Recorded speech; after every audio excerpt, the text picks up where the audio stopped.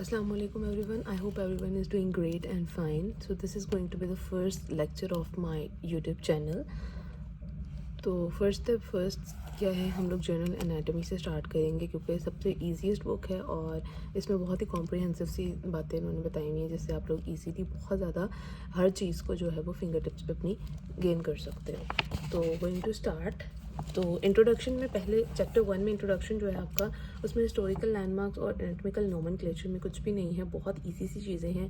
History basically बताई हुई है, ये आप लोगों ने खुद पढ़ लेनी है। अगर फिर भी आपको इसमें कोई भी इशू या कोई भी प्रॉब्लम समझ आती है या कुछ नहीं समझ आ रहा, आपको कुछ पूछना है आपको, तो आप कमेंट सेक्शन में मेरे से पूछ सकते हो। I will definitely gonna make a video on that as well. तो हम लोग स्टार्ट करेंगे कि life span of a man से।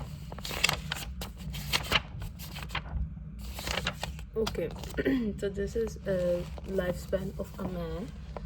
ठीक है, life span of a man में बेसिकली आपको नेम से पता चल रहा होगा कि इसके अंदर आपको टोटली जो है एक ह्यूमन बीइंग की जो है वो लाइफ स्पैन के बारे में, ड्यूरेशन के बारे में बताया जा रहा है। ठीक है, तो life span of a man को हम दो कैटेगरीज में जो है वो डिवाइड किया गया है, प्री नेटल लाइफ में एंड पोस्ट नेटल लाइफ में।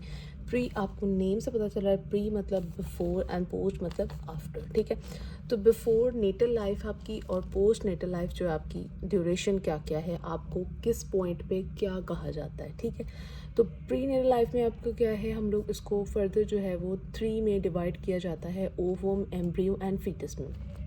ओवम आपका क्या है, जैसे ही एग ने फर्टिलाइजेशन स्टार्ट हो गई एग की। ठीक है, तो फर्टिलाइजेशन से फर्स्ट वीक के एंड तक, फर्स्ट जो वीक है फर्टिलाइजेशन जब स्टार्ट हुई है उससे जो फर्स्ट वीक का एंड है वहाँ तक जो आपके पास जो एग का फर्टिलाइज्ड हुआ है एग, उसको आप क्या बोलोगे, ओवम।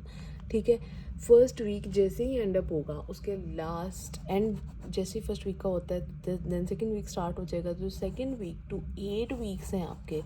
ठीक है, फर्स्ट सेकेंड टू 8 वीक्स तक आप उसको क्या बोलोगे, this is known as embryo. ठीक है, अब वो ओवम नहीं रहा, अब वो एम्ब्रियो में कन्वर्ट हो गया। ठीक है, और ये ऑलमोस्ट आपके कितने बनते हैं, 2 मंथ्स बन जाएंगे ऑलमोस्ट। ठीक है, एंड देन आपके पास जो आ जाता है, क्या होता है, फीटस। फीटस आप कब उसे बोलना शुरू करते हो, 2 मंथ्स आपके यहाँ पर गुजर गए तब वो एम्ब्रियो था। देन जब थर्ड मंथ में एंटर हो जाती है आपकी प्रेगनेंसी, ठीक है, तो थर्ड मंथ से 10th मंथ तक। अब 10th मंथ इन्होंने यहाँ पे क्यों लिखा है, आपको पता है कि प्री मेच्योर बर्थ्स भी होती हैं, नॉर्मल भी होती हैं, मतलब वो वेरी करता है, डिफरेंट वेरी करता है कि कौन सी ह्यूमन के हिसाब से, ह्यूमन बीइंग के हिसाब से हार्मोनल चेंजेस होती हैं, फिज़िकल जो है आपकी एक्टिविटीज़ हैं, डिफरेंट इसमें फैक्टर्स आ जाते हैं, वो खैर एक डिफरेंट टॉपिक है। तो फीटस जो है उसको तब कहा जाता है जब 3rd to 10 मंथ्स जो होते हैं वो कंप्लीट हो जाते हैं, तो उसको आप फीटस बोलते हो। 3rd से 10 मंथ तक आप उसको फीटस ही कॉल करोगे। ठीक है, अब आपने एक चीज़ नोट की होगी, यहाँ पे ओवम है, एम्ब्रियो है, फीटस है, यहाँ पे बेबी नहीं है वर्ड। ठीक है, तो ये आपकी जो है वो मेडिकल टर्मिनोलॉजीज़ हैं, और इस बुक में आपको बेसिक जो है वो मेडिकल टर्मिनोलॉजी से ही आपको जो है इंट्रोडक्शन कराया जाता है आपका।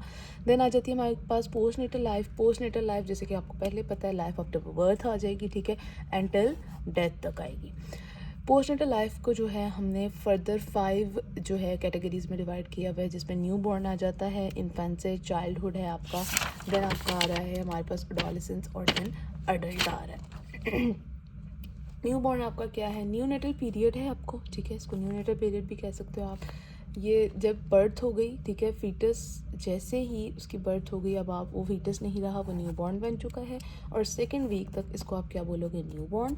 इन्फेंसी क्या है, 3rd वीक, 2 वीक्स यहाँ कंप्लीट हो गए, जैसे ही 3rd वीक स्टार्ट हुआ उससे until assumption of correct posture at the end of first year तक जो है वो बेबी करेक्ट पोस्चर जो है वो अपना जान जाता है। ठीक है, करेक्ट पोस्चर तक उसको 3rd वीक से फर्स्ट ईयर एंड के एंड तक ऑलमोस्ट जो है वो एक नॉर्मल जो बेबी होता है वो करेक्ट पोस्चर की अजम्पशन आना शुरू हो जाती है उसको। ठीक है, तो उसको आप इन्फेंसी बोलते हो।